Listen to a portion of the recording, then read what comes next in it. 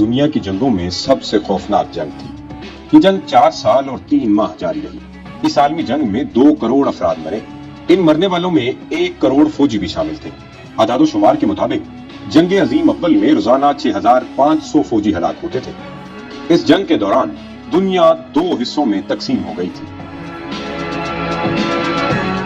नुक्ता में खुशामदीद। आज की वीडियो में हम आपको बताएंगे कि ये जंग कैसे शुरू हुई और कौन सा मुल्क इसमें शामिल था, और ये भी बताएंगे कि बर्रे-सगीर पाक व हिंद से कितने लोगों ने इस जंग में हिस्सा लिया और कितने लोग लुकमाए अजल बने। नाज़रीन, जंग अजीम अव्वल का आगाज हिंगरी के शहजादे और उसकी अहलिया के कत्ल की वजह से हुआ।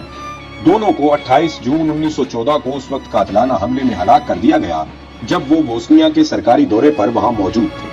उस जमाने में बोस्निया में हिंगरी के खिलाफ ब्लैक हैंड नामी तंजीम भरपूर तहरीक चला रही थी, जिसको फौजी अफसरान की पुष्टपनाही हासिल थी।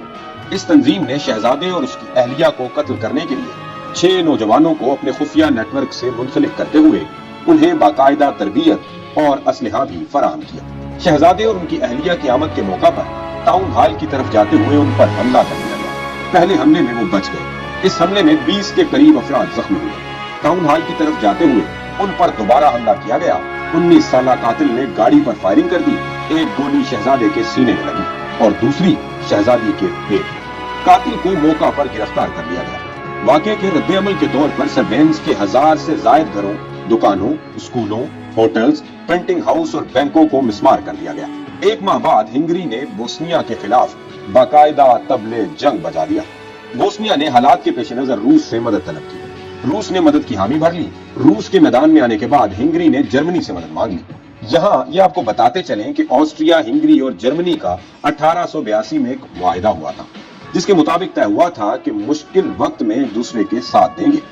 चुनांचे इस मुआहिदे की रूह से जर्मनी हिंगरी के साथ मिलकर बोस्निया पर हमला कर दिया। इस हमले के बाद रूस ने जर्मनी पर हमला कर दिया।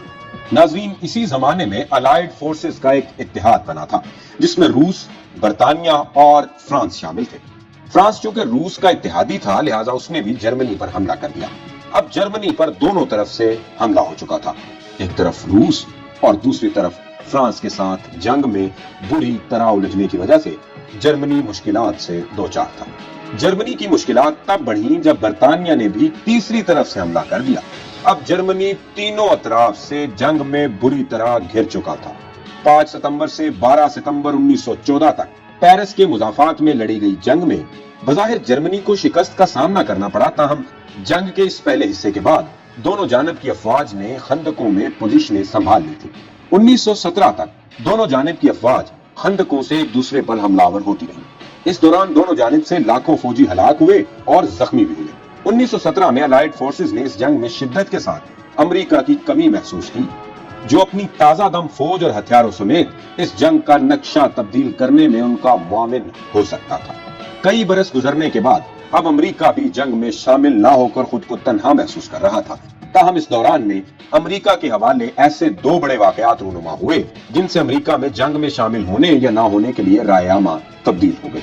1915 में जर्मनी पर एक मुसाफिर जहाज को समंदर में डुबोने का इल्जाम आयद हुआ, जिसमें 159 अमरीकी भी सवार थे। दूसरा बड़ा वाकया उस वक्त पेश आया जब 1917 की इब्तिदा में जर्मनी की जानिब से मैक्सिको भेजे गए खुफिया टेलीग्राम में अमेरिका के खिलाफ खुफिया पैगाम मौजूद था। 6 अप्रैल को अमेरिका इस जंग में जर्मनी के खिलाफ बाकायदा तौर पर शामिल हो गया।